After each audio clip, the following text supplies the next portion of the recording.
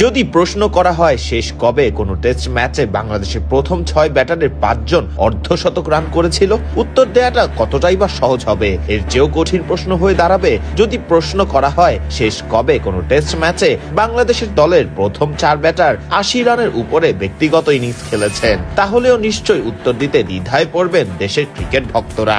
সাদমান, জয়, মমিনুল, অধিনায়ক শান্ত এবং লিটন দাসের ব্যাটিং এর সামনে সিলেটে রীতিমতো অসহায় হয়ে পড়েছে আইরিশ বোলাররা। শান্তর সেঞ্চুরি এবং মাহমুদুল হাসান জয়ের 171 রানের ইনিংসে ভর করে শেষ পর্যন্ত বিশাল রানের লিড নিয়েছে টাইগাররা।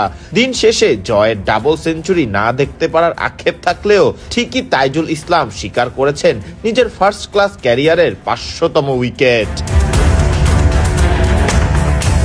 আগের দিন দুর্দান্ত জুটি বাঁধা মমিনুল এবং মাহমুদুল হাসান জয় ব্যাট করতে মাঠে নামলে ভালোই খেলছিলেন দুজন। ব্যক্তিগত 82 রানে মমিনুল সাজঘরে ফিরলেও অন্য প্রান্তে ডাবল সেঞ্চুরির স্বপ্ন দেখাতে থাকেন আরেক ব্যাটার মাহমুদুল হাসান জয়। তবে জয় থামেন ব্যক্তিগত 171 রানে। 14টি 4 ও 4টি ছক্কায় সাজানো 286 বলে 171 রানে থামেন মাহমুদুল হাসান জয়।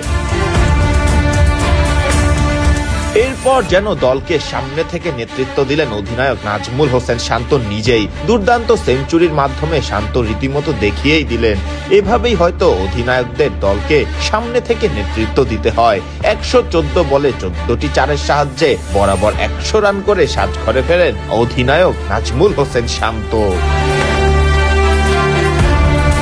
নিজের 99তম টেস্টে ব্যাট করতে নেমে সুবিধা করতে পারেননি অভিজ্ঞ মুশফিকুর রহিম। 52 বলে 23 রান করে সাজঘরে ফেরেন এই অভিজ্ঞ ব্যাটার। তবে রান পেয়েছেন বাংলাদেশ টি-20 দলের অধিনায়ক লিটন দাস। 66 বলে লিটন 8টি 4 এবং একটি ছক্কার সাহায্যে করেছেন 60 রান।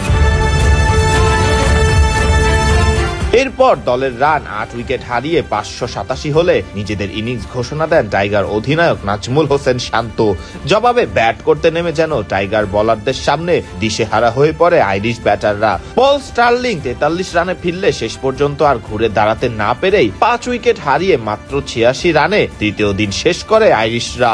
টাইগারদের হয়ে এদিন হাসান মুরাদ পেয়েছেন 2টি উইকেট, একটি করে উইকেট পেয়েছেন নাহিদ রানা এবং তাইজুল ইসলামও।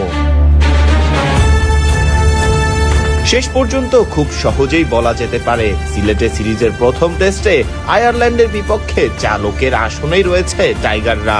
ভক্তরা প্রত্যাশা করতেই পারে ম্যাচের চতুর্থ দিনেই ইনিংস ব্যবধানে আইরিশদের বিপক্ষে এই টেস্ট জিতে নিবে বাংলাদেশ ক্রিকেট দল।